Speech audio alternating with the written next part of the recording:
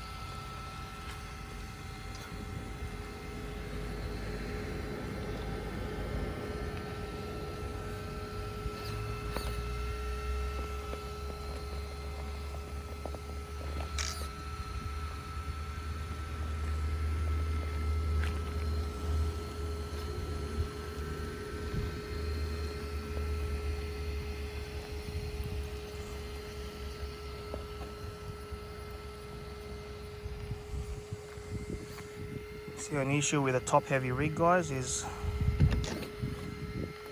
you just don't know when it's going to topple over. But so far so good.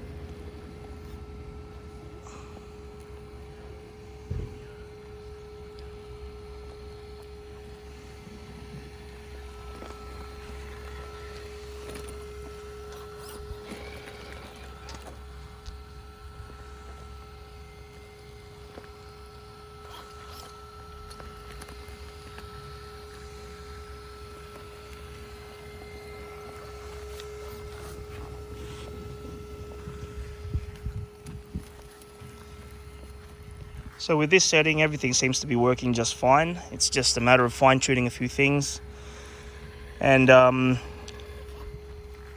just getting everything just settled in a little bit. But at this stage, I'm pretty satisfied with the way it works. Suspension's doing what it's supposed to do. There's ample power with the power system, with the Axe 550. The tyres are doing a brilliant job of gripping.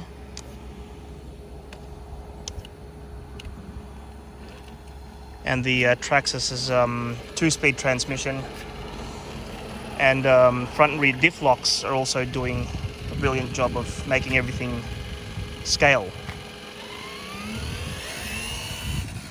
Not that the speed is scale, because that's pretty fast for what it is, but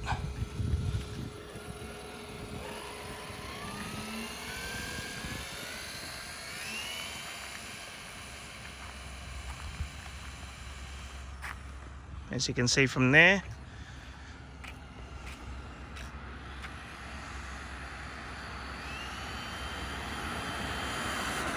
it's a lot of control.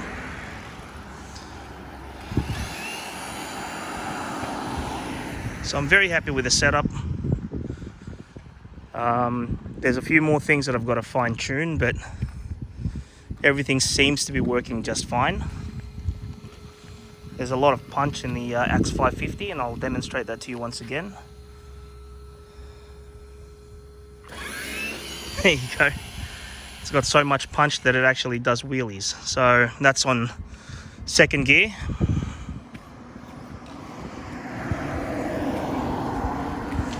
And the last thing I wanted to do for you guys now is the incline test. So this is at around about a 45-degree incline, I would say. As you can see here from the iPhone, from the phone, I would say it's around about a 45-degree incline. Just to prove to you guys that it can and will climb. And just bear in mind that I do have weights at the front wheels. So they're around about, I think they're 80 grams if I'm not mistaken. I'll have to refer back to my previous videos to check that. But actually no, I think it's around about 125 grams per front wheel. And then 25 grams for the rear wheels.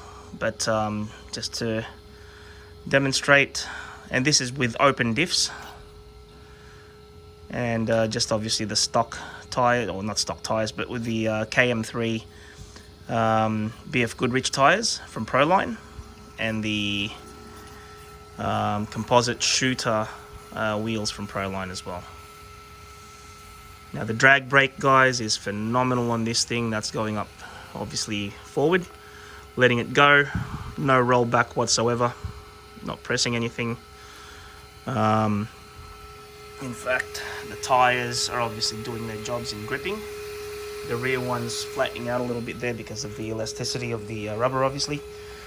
But as you can see, the right rear is deforming, which just basically means, and it suggests that it's got the majority of the grip.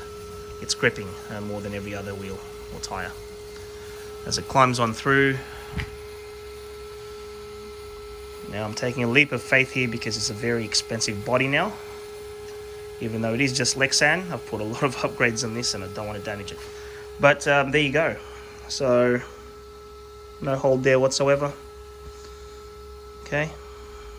Fingers off the trigger. And the drag brake is working phenomenally.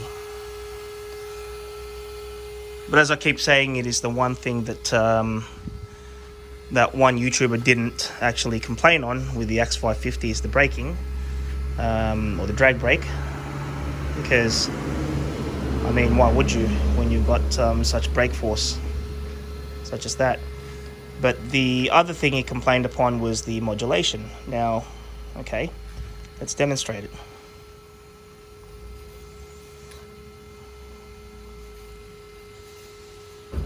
Don't know about you, but there you go.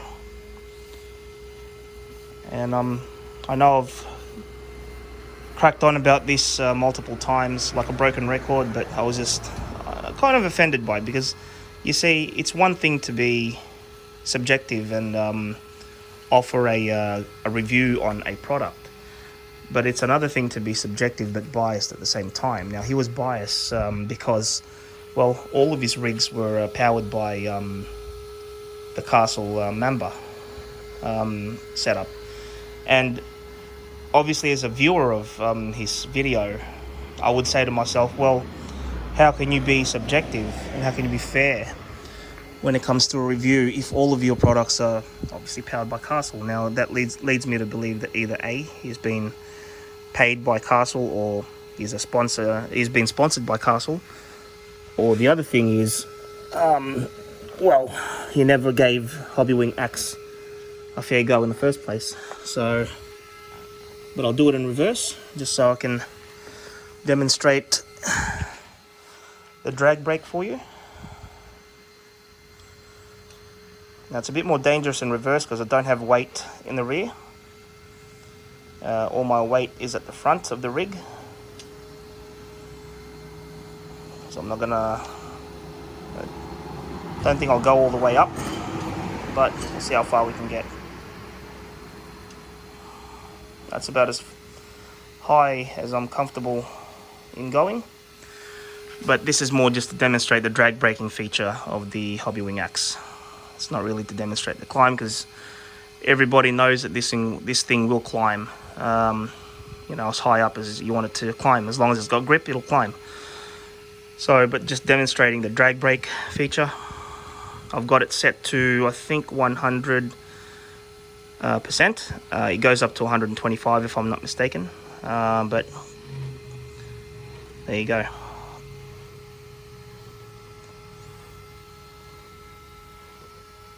Okay, so his other complaint was modulation. As I keep saying, well, how can you complain upon this sort of modulation? There you go, that's just an FJ40 that's just gone past with the, if I had to guess, a 350 Chev. As I said, I live in the country, so I live in an area where a lot of four-wheel drives exist. But that's the modulation you get out of the Hobbywing axe. Okay, so I touch it. That's not even a millimeter of throttle. Okay, so just to give you a better idea, I'll use my forefinger.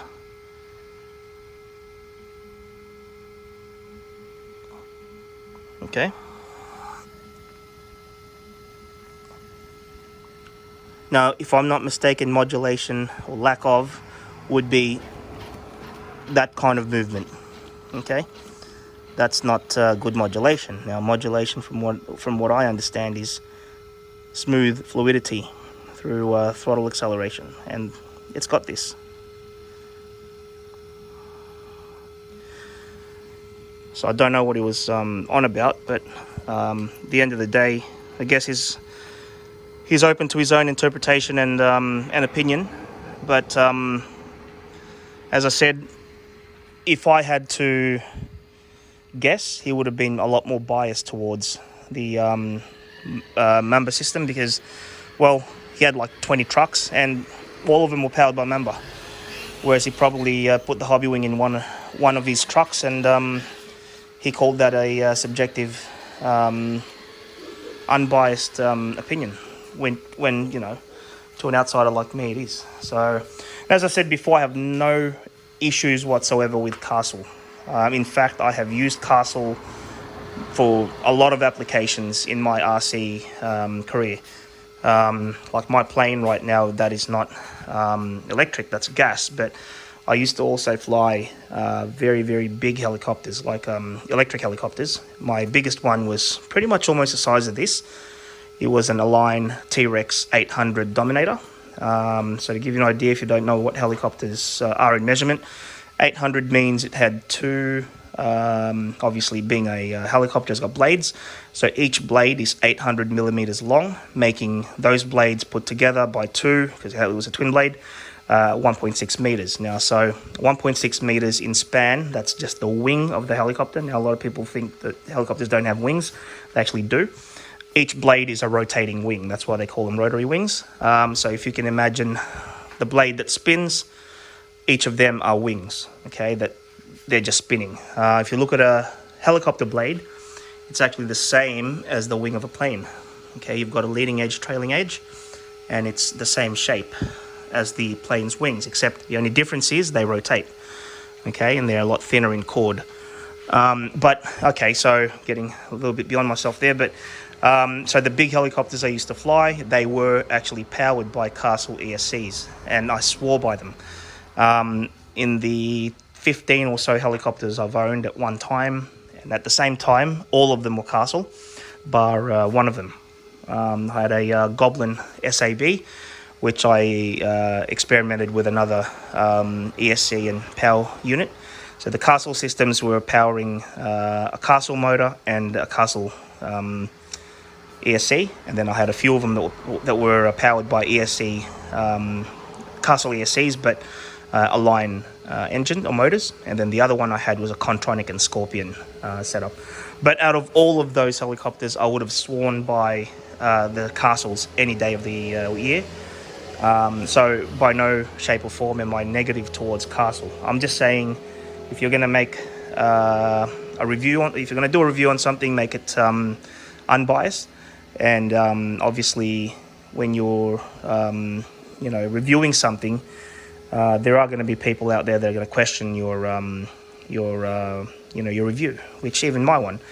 I'm no professional in terms of crawling yet, and I cannot, and I'll be honest about this, I can't be completely subjective about the comparison between Castle and Hobbywing, because the only one I've got is Hobbywing, so I cannot compare it.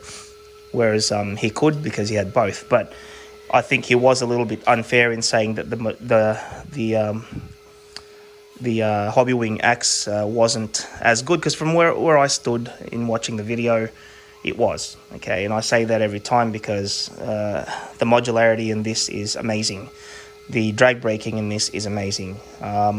As is the Castle member system, which I've seen on video as well. And as I said to you before, if I had a choice, I probably would have gone the Castle.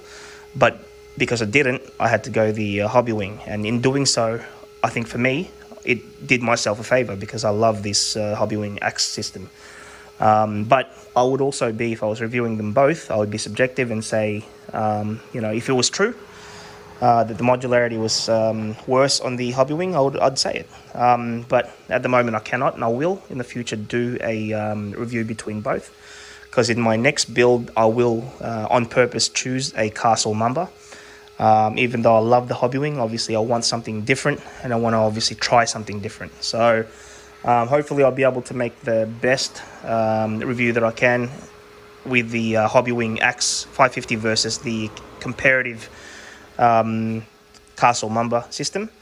But anyway, this video was about the suspension more than anything else. And as you guys can see, the Proline shocks did their job brilliantly. They didn't buckle under pressure.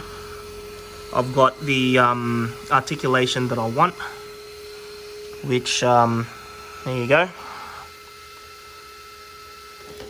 I've got the rebound that I want, which there you go, no bounce, and it doesn't sag like the RC four-wheel drives used to. So I've got the best of both worlds. I can still keep the King stickers on it, because technically it still has King components, which are the springs. If I can focus there you go. But at the same token, it's the Proline. There you go. So it's the Proline shocks. So I've got the Proline stickers there, and I've got the King Spring stickers, and that still is valid because I'm using both. So thank you once again, guys, for joining me. Stay COVID safe, and I will see you again on the next video or next installation of Mike's RC Reviews. This is Michael signing out. Peace.